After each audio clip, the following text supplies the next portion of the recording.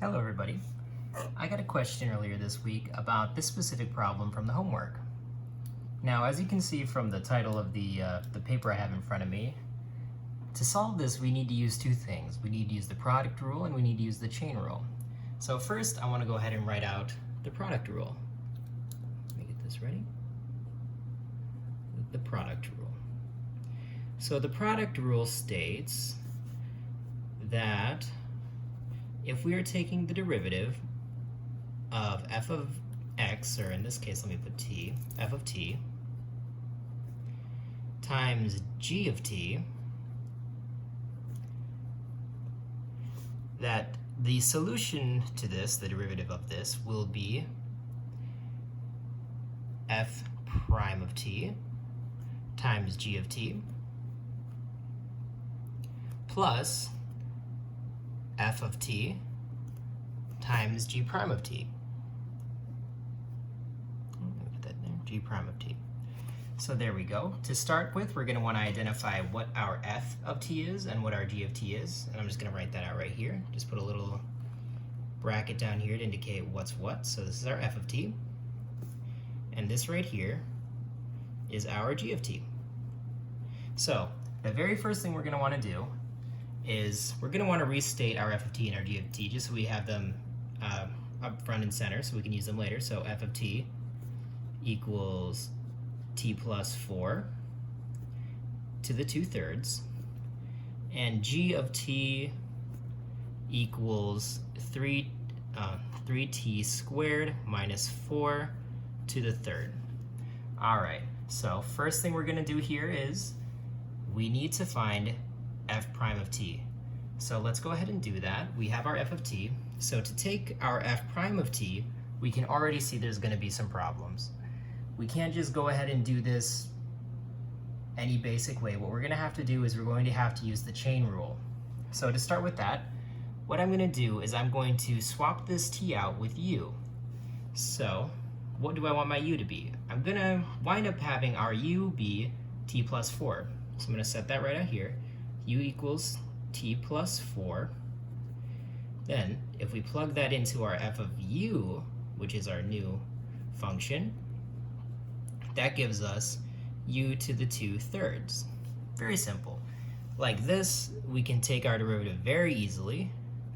So f prime of u simply equals 2/3 u to the 2/3 minus 1, right?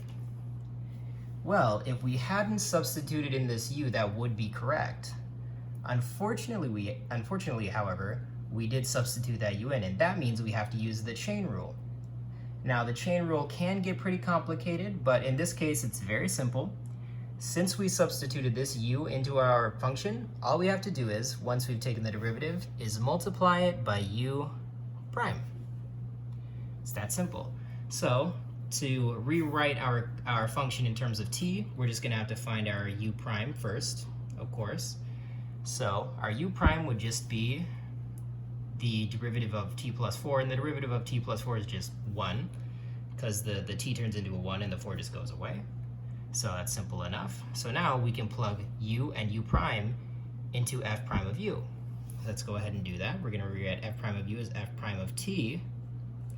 And we're going to plug in our u right back here. So that equals 2/3 times u, which is t plus 4, raised to the 2/3 minus 1, which is negative 1/3, times u prime, which is 1. Nice and simple. So when all is said and done, our f prime of t simply equals 2/3 times t plus 4 to the negative 1/3. Now you could rewrite that different ways, but this works perfectly. So now that we have our f prime of t and our f, we can move on to our g. So let me move this up here. To find our g prime of t, we're going to have to do the exact same thing. First, let me rewrite our g of t down here so it's easier to see. G of t equals 3t squared minus 4. cubed. So, same thing we did above, we have to do here. We have to pick what we want to be our u. For this, I think it's pretty simple. We're just going to have everything inside these parentheses be our u. So, in this case, u equals 3t squared minus 4. So if you remember what we did above, where we had to multiply the f prime of u by u prime, you know that we're going to have to do the same thing down here. So what I like to do is, right when I find the u, I like to find u prime, just so I'm able to use it later. So for this one, we simply take the 2, multiply it by the 3, and subtract 1 from the 2, which gives us 6t, and the negative 4 just goes away since there's no variable associated with it. So now that we've done that, we're going to rewrite g in terms of u. So g of u equals u to the third. Simple enough. So from here, we just take the derivative of g of u. So g prime of u equals 3 times u to the third minus 1 times u prime. We got to remember that. That's the chain rule. All right, so this simplifies down to 3u to the second times u prime. And since we know our u prime and we know our u, we can simply plug those back in here and have our g of t instead of our g of u. So g of t, or g prime of t, therefore equals 3 times our u, so 3t squared minus 4,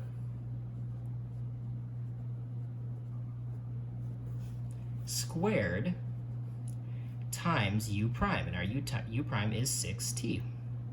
6t.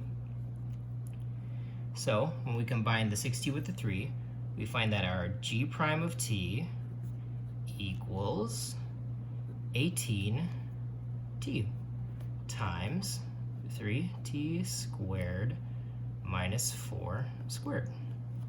There we go. So now that we found our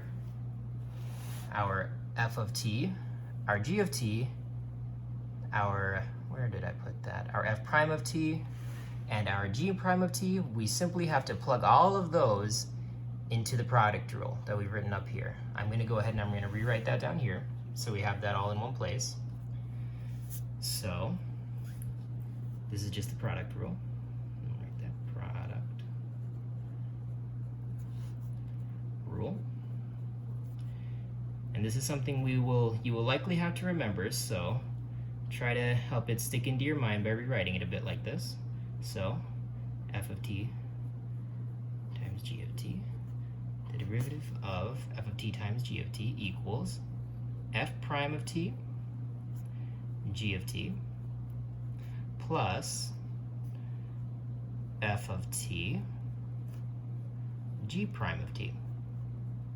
All right, sorry about the interruption, but now that I've rewritten the product rule, I want to go ahead and plug everything in.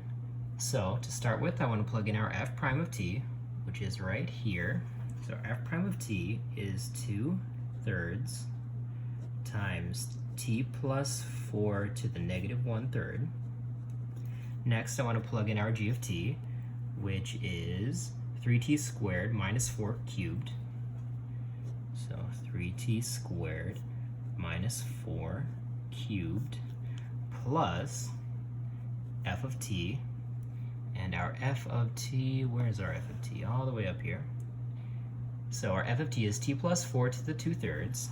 So we're going to write that down here, t plus 4 to the 2/3 times g prime of t. And our g prime of t is right here, 18t times 3t squared minus 4, all squared. And now in your head you might be thinking there's a little bit more we have to do. We have to combine terms, we have to simplify this in some way, but really when it comes down to it, this is it. We're pretty much done. This is the derivative of h of t.